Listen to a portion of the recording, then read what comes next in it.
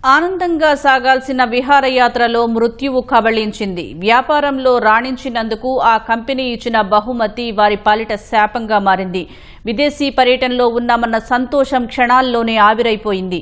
దక్షిణ వియత్నాంలో ప్రకృతి పగబట్టడంతో తెలుగు రాష్ట్రాలకు చెందిన 2 పర్యాటకులు చనిపోయారు. మరికొందరు ప్రాణాపాయంలో చిక్కుకున్నారు. చనిపోయిన వారు బందరు, కడపలకు చెందిన వారిగా గుర్తించారు.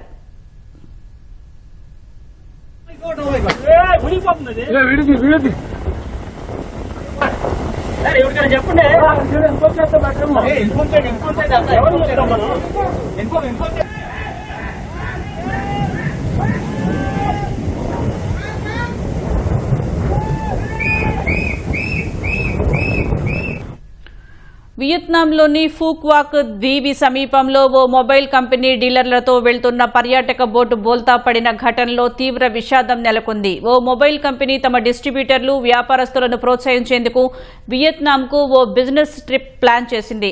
ఇందులో భాగంగా మన దేశం నుంచి మొత్తం 250 మంది పర్యాటకులు ఉత్సాహంగా వియత్నాం వెళ్లారు.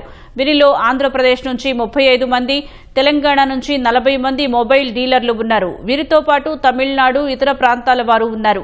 మొత్తం పర్యాటకులు 3 బోట్లలో సముద్రంలో విహారయాత్రకు పయనం కాగా అక్కడి కాలమానం ప్రకారం ఉదయం 10:30కు అంటే భారత కాలమానం ప్రకారం మధ్యాహ్నం 1:30 సమయంలో ఓ బోటు ప్రమాదానికి గురైంది. దీంతో అక్కడి వాతావరణం ఒక్కసారిగా మారిపోయింది. సముద్రం అల్లకల్లోలంగా మారటంతో 36 మందికి పైగా యాత్రికులతో వెళ్తున్న ఒక బోటు కుదుపులకు లోనై అందరూ చూస్తుండగానే సముద్రంలో మునిగిపోయింది. ఈ ప్రమాదంలో 15 మంది మృతి చెందినట్లు స్థానిక మీడియా ప్రాథమిక సమాచారం అందించింది. ఈ దుర్ఘటనలో రాష్ట్రానికి చెందిన 2 ప్రాణాలు కోల్పోయారు. వారు బందరు, కడపలకు చెందిన వారిగా గుర్తించారు. మచిలీపట్నానికి చెందిన ప్రముఖ వ్యాపారవేత్త గెల్లి కిషోర్ సతీమణి గెల్లి జయశ్రీ ఈ ప్రమాదంలో మరణించినట్లు కుటుంబ సభ్యులకు సమాచారం అందింది.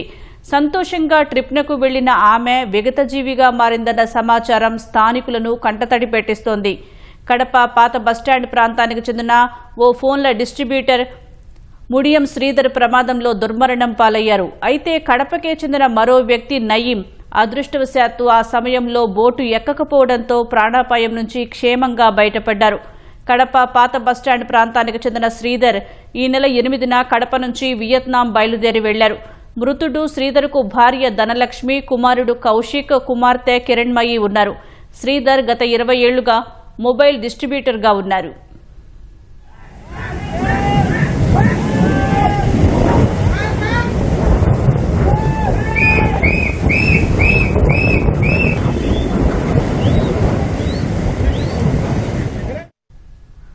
ప్రమాదం జరిగినప్పుడు కళ్లెదుటే తమ వారు నీట మునిగిపోతున్నా ఏమీ చేయలేని నిస్సహాయ స్థితిలో పలువురు ప్రాణభయంతో వణికిపోయారు. సముద్రం మధ్యలో సాయం కోసం ఎదురుచూస్తూ ఫోన్ల ద్వారా తమ కుటుంబ సభ్యులకు, తోటి వారికి సమాచారం అందిస్తూ వారు పడిన వేదన వర్ణనాతీతం. ఎట్టకేలకు రెస్క్యూ సిబ్బంది కొంతమందిని సురక్షితంగా ఒడ్డుకు చేర్చి ఆసుపత్రులకు తరలించారు. సుమారు 70 మంది పర్యాటకులు ప్రస్తుతం ఐసీయూలో చికిత్స పొందుతున్నారు. వీరిలో 3 పరిస్థితి అత్యంత విషమంగా ఉన్నట్లు వైద్యులు తెలిపారు.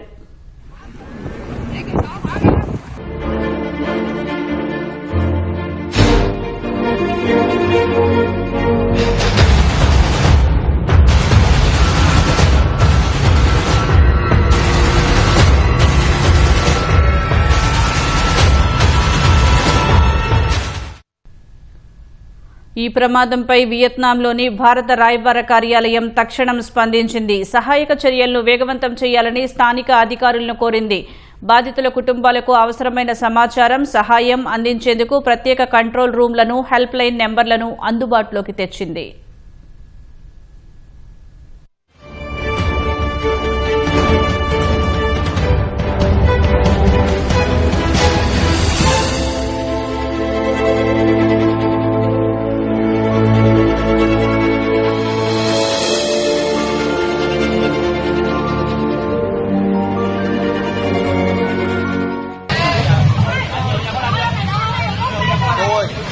Mình đi cho đâu cái nào á? Gì thôi mình đi vô trong đi cô. Mình đi xuống con.